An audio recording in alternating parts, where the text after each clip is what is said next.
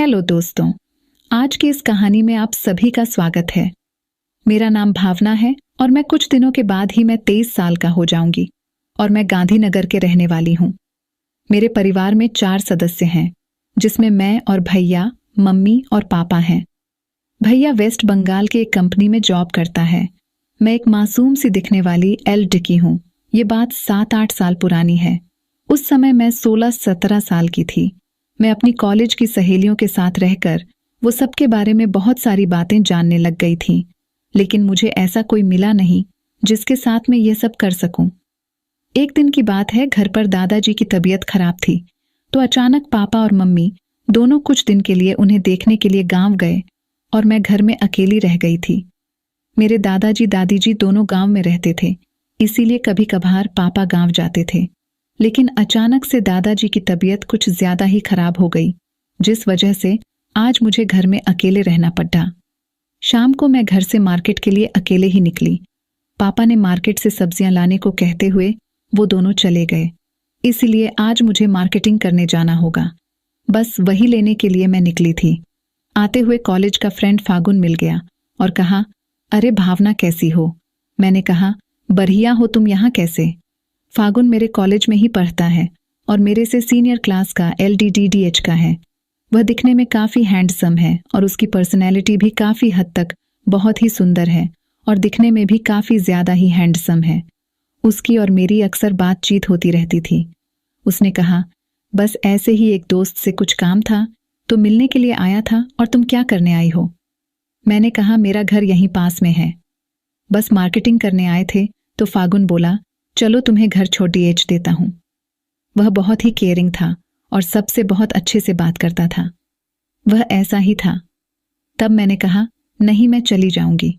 उसने कहा, कोई नहीं, मैं छोड़ देता हूं।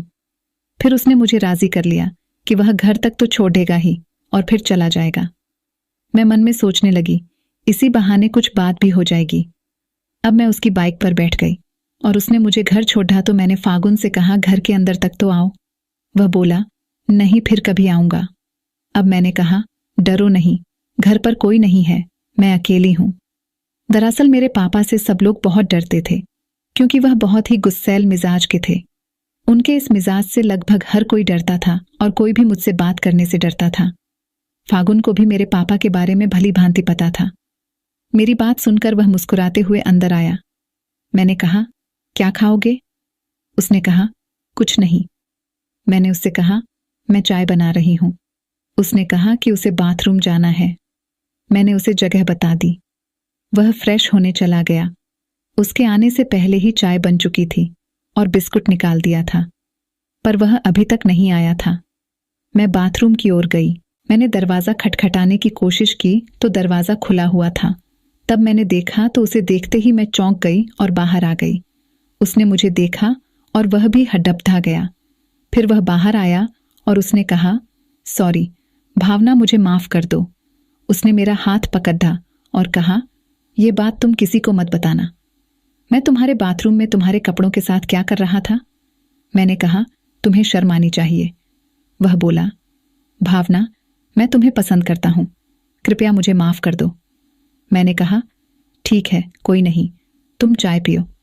चाय पीकर फागुन मुझसे बोला, भावना, एक सवाल है। मैंने कहा, हाँ बोलो। वह बोला, भावना, मैं तुम्हें पसंद करता हूं। उसकी बात सुनकर मैंने कहा, क्या? फागुन ने मुझे इतना बोलकर पकड़ लिया? मैंने उसे धक्का देकर कहा, यह सब क्या है? अचानक से उसके इस बदले व्यवहार से मैं सहम सी गई। मुझे उसकी बातों पर यकीन नहीं हो रहा था, क्योंकि वह सबसे स्मार्ट दिखने वाला लड़का था और मैं एक मासूम सी लड़की। मुझे बिल्कुल भी यकीन नहीं हो रहा था कि वह मुझसे प्यार करता है, लेकिन वह अचानक से ऐसा कैसे कर रहा था? मैं एकदम से घबरा गई और उसी समय मैंने कहा, ये क्या कर रहे हो? उसने कहा, देखो भावना, मैंने जब से तुमको पहली बार देखा है तभी से मैं तुम्हें चाहता हूं, लेकिन तुमसे कभी बोल नहीं सका।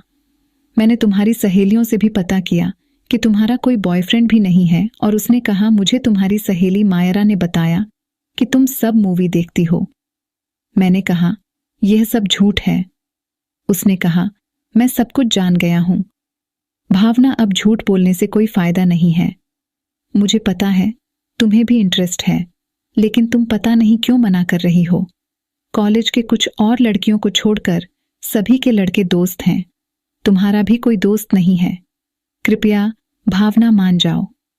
भावना, मैं तुम्हें बेहद पसंद करता हूं और तुम चाहो तो तुम्हें मूवी में बिना किसी चीज के एक्सप्लेन करके दिखा सकता हूं। मैं ऐसा दिखाऊंगा कि तुम उसे चीज को बार बार देखना चाहोगी। वह पता नहीं क्या क्या बात कर रहा था, और तुम चाहो तो मायरा से अभी फोन कर पूछ लो। मैंने तुरंत गुस्से में मायरा को फोन लगाया और इधर उधर की बात करते हुए कंफर्म किया कि फागुन कॉलेज में किसे पसंद करता है, तो उसने बताया वह तुम्हारे पीछे है। और हाँ, मुझे माफ करना भावना, मैं भी धोखे से तुम उसे पसंद करती हो, ये बात उसे बता दी थी। ये बात सुनकर मैंने फोन रख दिया। अब मैं समझ गई कि फागुन की बात सही है। वह मेरे पास आया और तभी कुछ देर के बाद मेरी न करने पर भी वह नहीं माना। कुछ देर के बाद मैंने भी कोई विरोध नहीं किया, क्योंकि मुझे भी अब अच्छा लगने लगा था। अब वह समझ गया कि मेरा ऊपरी मन से न है और अंदर से हाँ ही है। नहीं तो अब तक मैं विरोध करके उसे मना कर देती और गुस्से में यहां से उसे भगा देती है। मेरी ना के बराबर मना करने पर वह समझ गया। फिर उसने कहा, अंदर चलते हैं। मैंने इशारे में हाँ कहा। इसके बाद फागुन और मैंने काम को शुरू कर दिया। मुझे काम का आनंद लेने में काफी मजा आ रहा था और यह काम का अनुभव पहली बार मालूम हुआ था, इसलिए मुझे बहुत अच्छा लग रहा था और बहुत जल्दी जल्दी काम किए खत्म होने का नाम ही नहीं ले रहा था। किसी तरह से यह आखिरी में खत्म हुआ और हम दोनों ने राहत की सांस ली। फिर मैं फागुन के लिए मैंगो जूस बनाया और उसमें कुछ काजू डालकर उसे दिया। उसने उसे पिया और कहा, अब जाकर मुझे अच्छा लग रहा है। आज तो मेरी पूरी ताकत खत्म हो गई थी। सच कहूं भावना, तो मुझे बहुत अच्छा लगा। ये पल मैं हमेशा याद रखूंगा।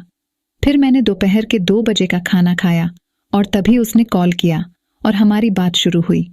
उसने कहा, आज जो हमने साथ में टाइम बिताए, सच में भावना मुझे बहुत याद आ रही है कि मेरे आंखों के नजरों के सामने आ रहा है।